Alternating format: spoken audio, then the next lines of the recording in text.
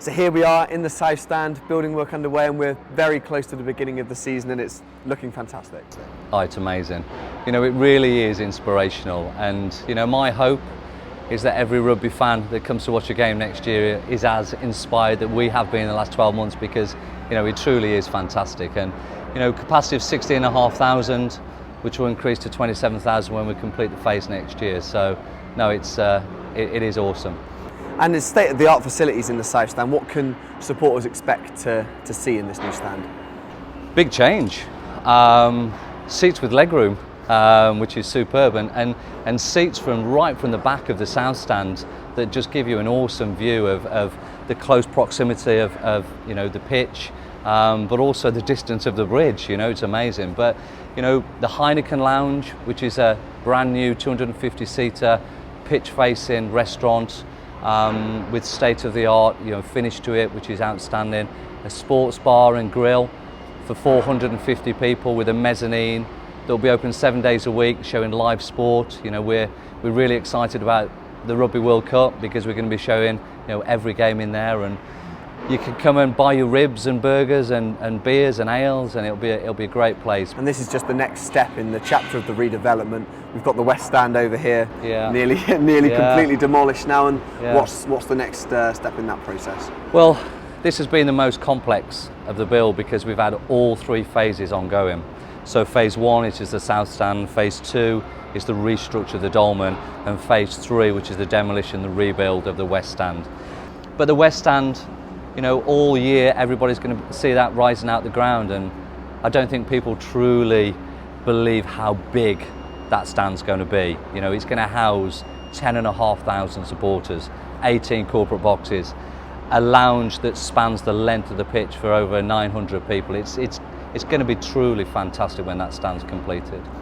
So much over the last 18 months has changed, so much progress. How pleased are you with how Bristol Sport has developed off-field?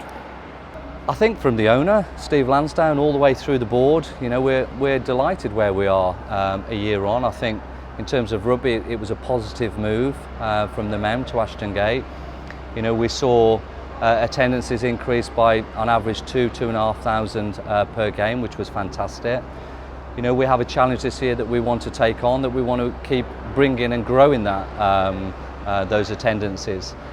Season tickets are up for next year, which, with lack of success in terms of promotion, that's a real positive. We've grown season ticket base by 30%.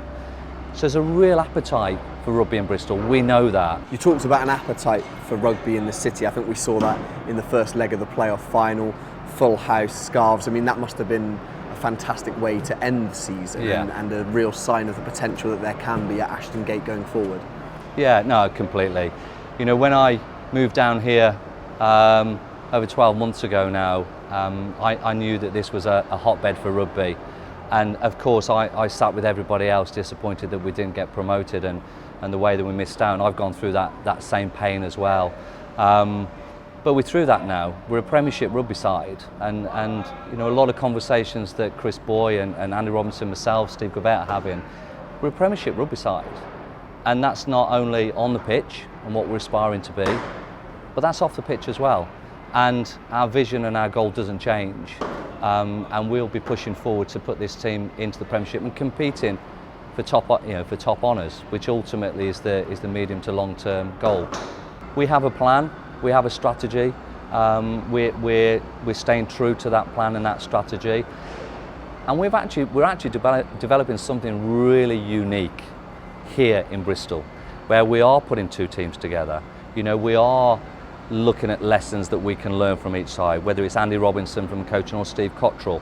How can we bring these two together? Whether it's our academies, whether it's our sports science, we can learn so much. And if we can make that marginal gain, both on and off the pitch, by doing so, then that's got to move us forward. And that's got to move us forward in delivering sporting success in this city, which it's deprived of. And, one of the key reasons that I'm here, I want to see a Premier League football team playing here. I want to see a Premiership rugby team playing here that are competing with top honours. And, I'm playing my part in the bigger picture to to help make that happen, and will give as much time as I need to deliver that.